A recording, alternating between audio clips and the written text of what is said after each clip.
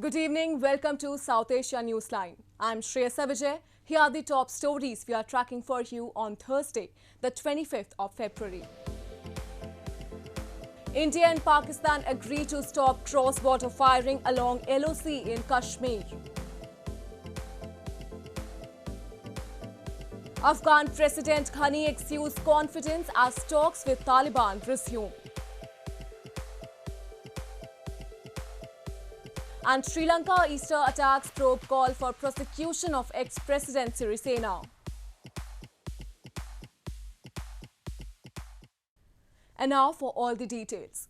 India and Pakistan's military said on Thursday that they had agreed to stop firing along the line of control in Jammu and Kashmir, where such gunfire has been frequent in recent months, often killing or maiming people living in the area. The nuclear-armed neighbors signed a ceasefire agreement along the LOC in 2003, but the truce has been fraying in recent years. After discussions between the Director Generals of Military Operations of India and Pakistan, the two sides agreed to stop firing along the line of control in India's northern Jammu and Kashmir. Both sides held discussions over the established mechanism of hotline contact. A joint statement issued by India's Defence Ministry said both sides agreed for strict observance of all agreements, understandings and cease firing along the line of control and all other sectors with effect from midnight of February 24-25. The development comes at a time when a large number of ceasefire violations were taking place along the LOC and violence levels were going up after killing or maiming people living in the area. During the discussions, both sides reiterated that existing mechanisms of hotline contact and border flag meetings will be utilized to resolve any unforeseen situation or misunderstanding. Kashmir has long been a flashpoint between the neighbors, but tension was renewed after New Delhi last August scrapped provisions of Article 370 that gave special status to the region and split it into two union territories. The Indian government on Thursday unveiled new policies for social media and over-the-top platforms, saying the new guidelines will keep an eye on the online content and empower social media users. According to the new rules, platforms must appoint a chief complaint officer and will also have to provide information about the person who first posted the content. Indian government on Thursday unveiled new guidelines for social media and the over-the-top platforms in order to keep an eye on the online content and empower social media users. The new guidelines will require social media platforms to set up a grievance redressal mechanism and appoint executives to coordinate with law enforcement, the country's IT Minister Ravi Shankar Prasad said in a press conference. A detailed version of the guidelines by the government is to be published later and take effect 3 months after that. It is very important that the social media users running into crores should also be given a proper forum for resolution of their grievances within a time-bound manner against the abuse and misuse of social media. ये हमारा एक बहुत बड़ा इसका focus है कि we are empowering the ordinary users of social media in this process. This comes as microblogging giant Twitter had recently clashed with Indian government after the authorities had asked it to block several accounts which were involved in instigating the Republic Day violence in the country. Twitter had complied, but after a lot of resistance.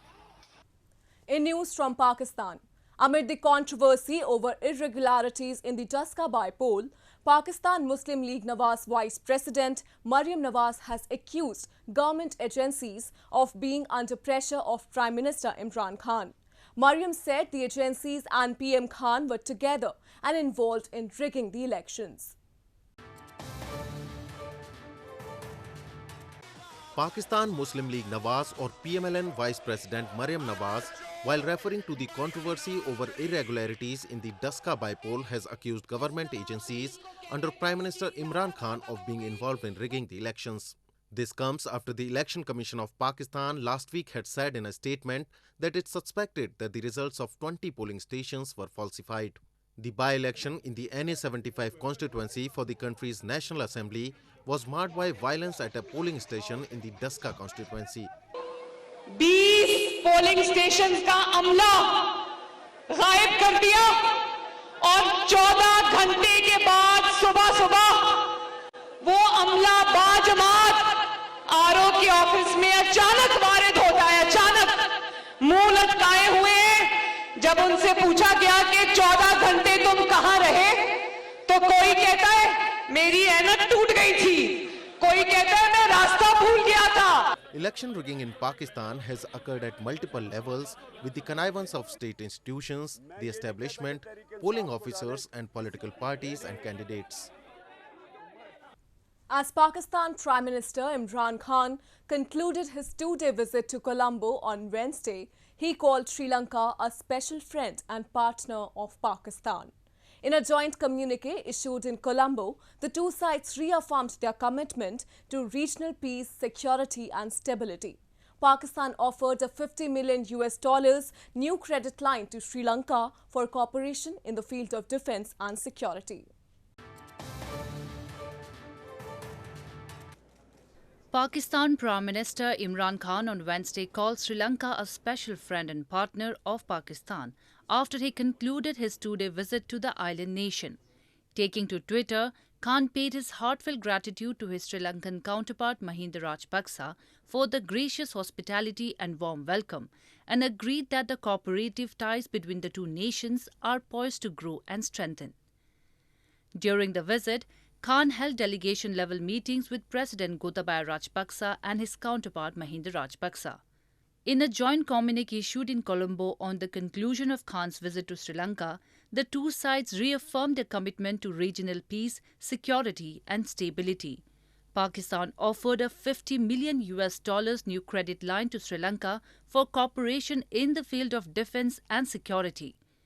Khan highlighted the opportunities presented by China-Pakistan Economic Corridor for regional economic growth and prosperity and invited Sri Lanka to join it in the context of regional connectivity. During the visit, 5 MOUs were signed between the two countries. Both countries reiterated their commitment to the principles and objectives of the SAARC Charter and stressed the need for SAARC member countries to build on convergence for the greater good of the people in the region. In news from Afghanistan, Afghan President Ashraf Ghani has said that the way has been paved for more serious talks with the Taliban. His remarks came after negotiating teams of Afghan government and the Taliban met earlier this week and agreed to continue negotiations after a month-long break. Afghan President Ashraf Ghani, speaking during a meeting with members of the parliament on Wednesday, said that the way had been paved for more serious peace talks with the Taliban. Ghani's remarks came 2 days after a meeting held between members of the negotiating teams of the Afghan government and the Taliban, which happened after over a month-long break in Doha, reportedly focused on the continuation of the negotiations. Ghani also said that the recent move by the NATO alliance to hold off on a decision about the troop pullout will help the Afghan peace process and sends a big message. Meanwhile, the third meeting of the EU-Afghanistan Special Working Group on Human Rights, Good Governance and Migration on Wednesday reaffirmed support for democratic principles and discussed human rights and fundamental freedoms in the context of the ongoing Afghan peace process and expressed grave concern about the continuing high level of violence in Afghanistan. It stated the protection of civilians, medical and education facilities as well as humanitarian workers cannot wait for peace. The parties stressed that only an immediate cessation of violence would restore confidence in the sincerity of the Taliban for a political settlement to end the war.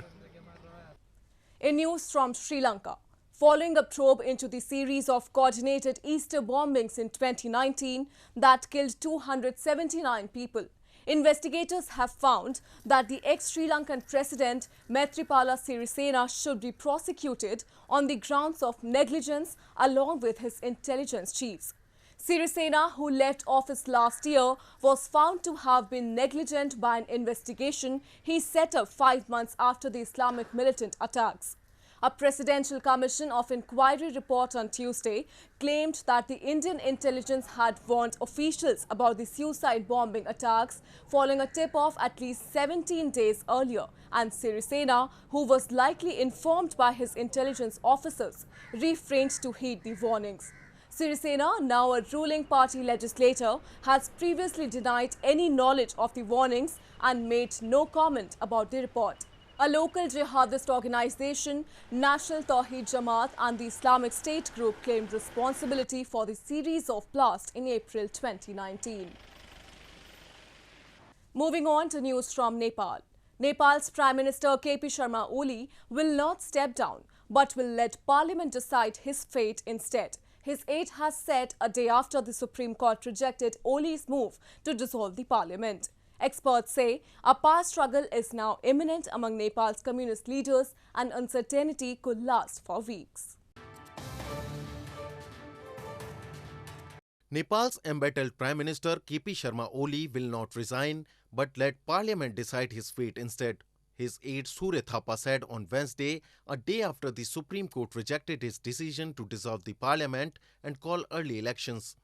The Himalayan nation has been in political turmoil since December, when Oli suddenly dissolved the lower house of Parliament, citing internal rift with Pushp Kamal Dahal and Madhav Kumar Nepal, leaders of rival faction of his ruling party. Thousands of members of the anti-Oli faction took out a massive victory rally in Kathmandu on Wednesday to celebrate the court ruling which called the abrupt dissolution unconstitutional.